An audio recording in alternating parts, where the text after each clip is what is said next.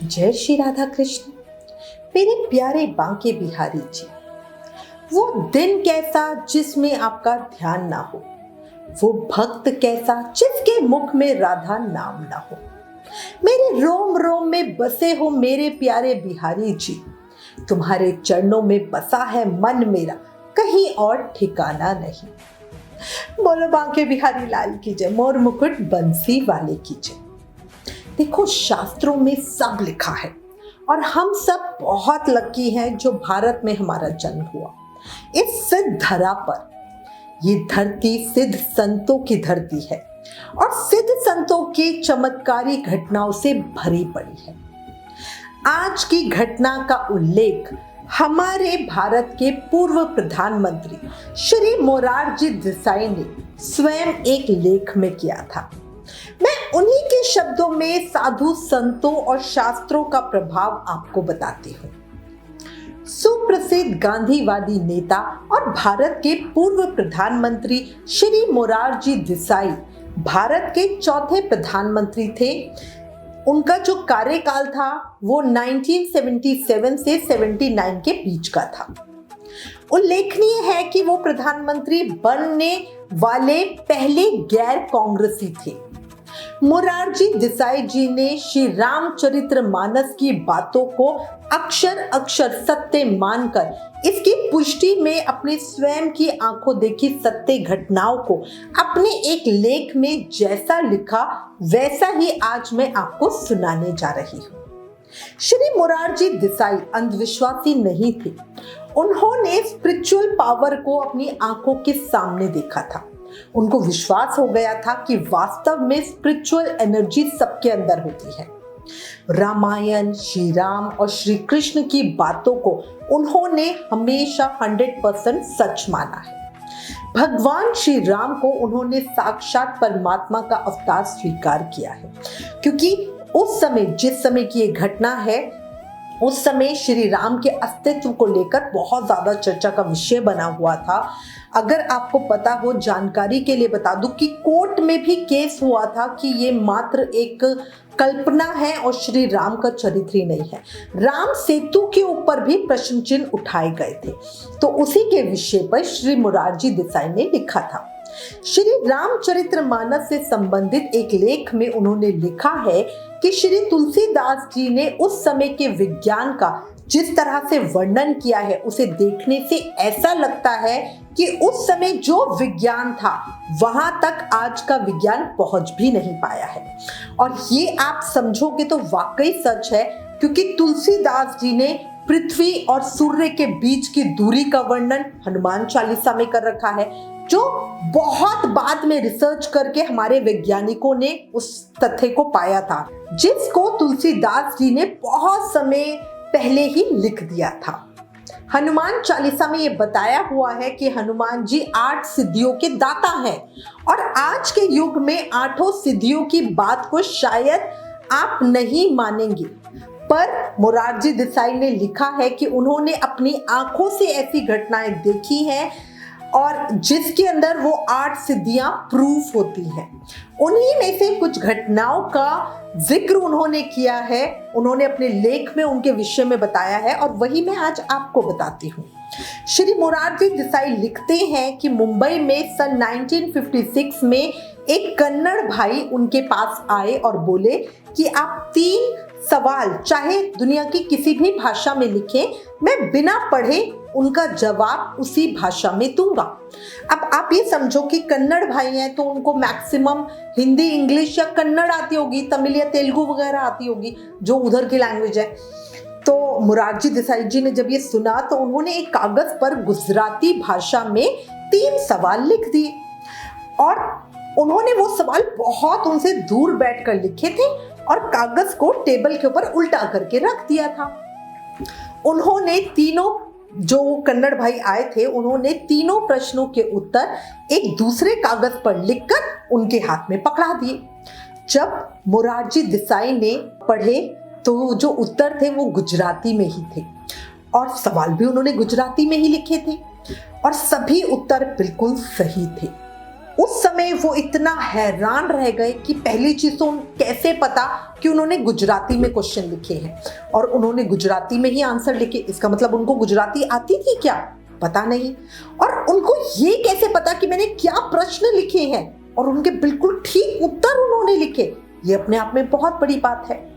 अब मोरारजी देसाई ने उन कन्नड़ भाई से पूछा कि तुमने ये चमत्कारी विद्या कहाँ से सीखी।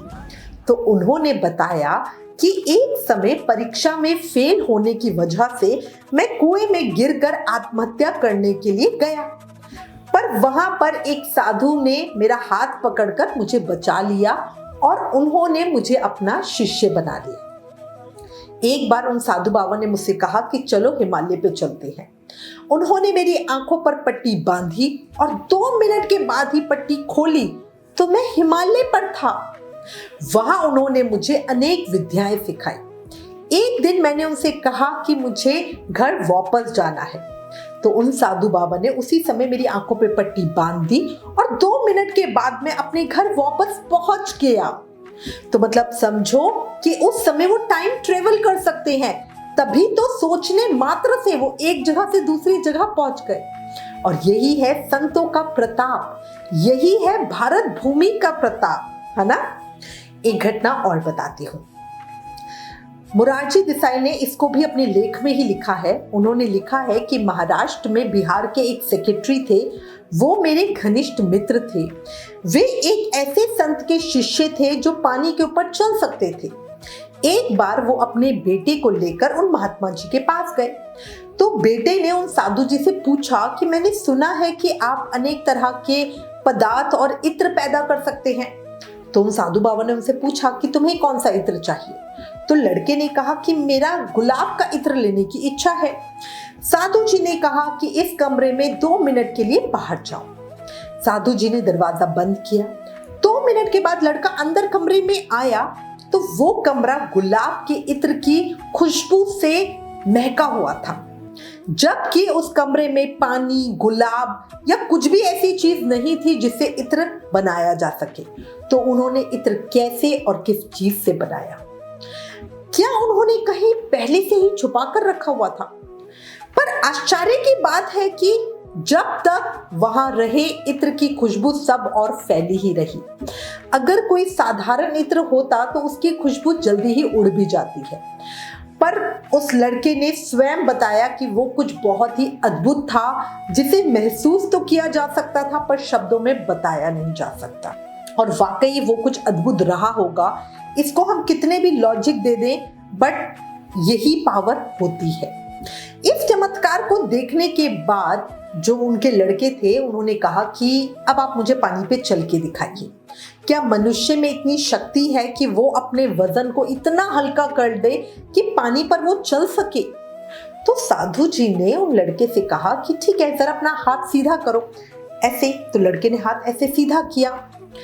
तब साधु उसके ऊपर चढ़ गए, उसके हाथ के ऊपर चढ़ गए। साधु बाबा लड़के के हाथ पर खड़े थे, पर लड़के को उनका कोई भी वजन महसूस ही नहीं हो रहा था। मतलब समझो कि हल्के से हल्का एक बड़ा आदमी 40-50 किलो का तो हो गई और वो हाथ पे खड़ा है, वो पता भी ना चले। क्या ये पॉसिबल है? ये देखकर उन सेक्रेटरी साहब ने भी बाबा से कहा कि बाबा जरा मेरे हाथ पर भी चढ़िए। साधु जी उनके हाथ पे भी खड़े हुए, पर उन्हें भी कुछ वजन नहीं लगा।